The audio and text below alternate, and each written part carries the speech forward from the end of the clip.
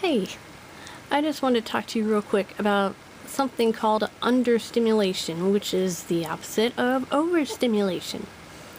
I want to talk about what it feels like just so that people can understand, because I have a feeling that people might have some questions after they saw that one video I posted where I'm playing with my Tangle and chewing my no glue shroom, which I have right here. Understimulation is really weird, and also I know my lazy eye is going everywhere. I'm not in control of it, so sorry if my eye wiggles and freaks you out. I'm not trying to do it. It just, I can't control it. But understimulation, it is like everybody's done this now. Everybody in their life has done this. You remember when you were a kid and you had the loose tooth?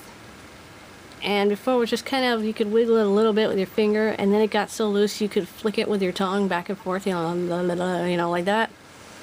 That was dirty. But anyway, you can move it with your tongue, and then one day the tooth comes out. Boop! Oh, tooth fairy time. Now, there's something missing where something has always been. You know, that gap in your front teeth, or a molar is missing, or whatever. Maybe you had a tooth pulled or something. But now there is a gap. And what do you think happens when you're not really thinking about it? You go to wiggle the tooth and it's not there, and your tongue goes right into the gap. Okay? We've all done it. We've all done it. Everybody has done it. The gap in your mouth when you've lost a tooth, that's like being understimulated, because there is nothing there where something had been before. And when you stick your tongue in the gap, it kind of feels good, doesn't it?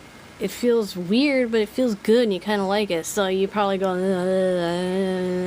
you know, you stick your tongue into the gap and kind of push up there and wiggle it around and stuff, and that is sensory seeking stimming. That's what that is. It's a perfect analogy.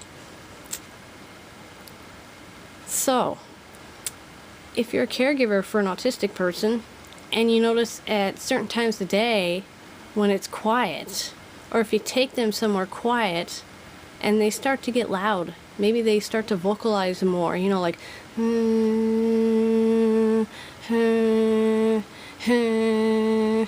or maybe they make noises like you know, they make noises like that, and it's almost like a droning noise. Or, you know, maybe if they're a verbal child, maybe they start getting giggly and silly and making fart noises, you know, like, you know, like that. Or they go, hi, hey mommy, look at me. You know, they get like that. They are sensory seeking. They're making noise to fill in the quiet. And for me, when I'm understimulated, it's a really weird feeling, and it's different from overstimulation, because what happens is I start to strain my ears, like I'm trying to hear a sound that's not there, but my ear, it's like it's searching. You know, it's like people's smartphones that search for a signal. It's like my brain is searching for stimulation, and there isn't any. You know, sometimes my ears will just ring, and that's fine, because that's a sound, and that's my brain creating a sound. But sometimes they don't really ring, at least not loud enough for me to really be aware of it. So it's like I'm flying off in space.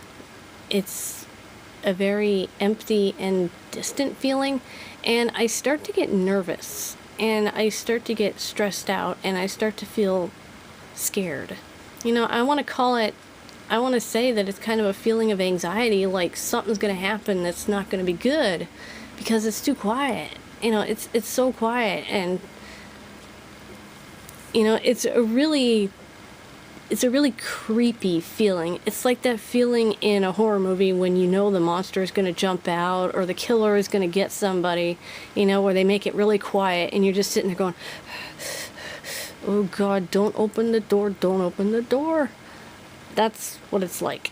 It's like feeling like you're watching a horror movie, and it's just, by the way, I hate horror movies. I don't like them. I'm just not into that thrill of being scared by movies. But anyway, being overstimulated, understimulated. Being understimulated is just as annoying as being overstimulated, because when I'm understimulated, I kind of have to do things that might annoy other people in order to feel better. Because people that are prone to being understimulated might need a certain level of maybe a sensation, like a sound, or like something tactile, or something visual, or something like that. Whatever sense gets understimulated, they need something to stimulate it. And, you know, for me, when I'm at home, I don't get understimulated, you know, through my ears very much, because you know, there's always noise. There's always like the TV in the living room, or like my fan, which I have on over there. I feel like it makes my computer faster. It doesn't work, but it feels like it works, so, you know. But I also turn it on for white noise, and I face it that way so it's not blowing on me or around the room to make it cold. I've got my clock, which is up here. There's my clock. That's the thing you hear ticking in the background of my videos a lot. That's the clock that's ticking. And I have that there. I almost fell off my bed. I have that there so that, you know, I'm being stimulated. And if the fan and the clock and the TV don't work, I've got a freeway that's east of me. East is that way. Actually, I'm facing east while I'm making this video, so, you know, my Doctor Who poster's up there. And also my music. I'll turn on my music, and that will kind of fill in the sensory hole. But, yeah. You know, being understimulated, it sucks. It sucks. It's not fun. Because, you know, when you're overstimulated, you can kind of wiggle around and go somewhere quiet and calm down. But when you're understimulated, you need to do things and make noise or change your environment to something that will stimulate you. And if you can't do that right away, you just gotta stim and wiggle and make noise and just hope you can hold out, because it's not fun. It's not a party. Now, if I'm overstimulated, yes, I will want to go to the other extreme and go into an environment that's understimulated so that I can calm down. But then I have to bring myself back up.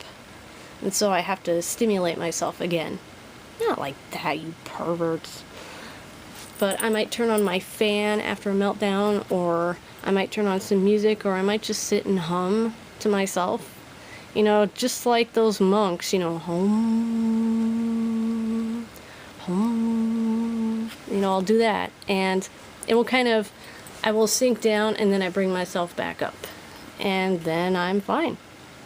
But yeah, understimulation is a real thing. And if you notice that someone you take care of or someone you live with gets vocal when it's quiet, well, just consider they might be stimulating themselves. So, you know, even if it's annoying, you shouldn't really encourage them to stop, but maybe give them something that will, you know, entertain them, like put on the TV or turn on the radio or something. Or give them a toy that makes them sound. You know, a rattle or anything. Make them do something that will stimulate them. Just movement and sound, and just do that. And, you know, you might notice a change. They'll be happier. So, there you go.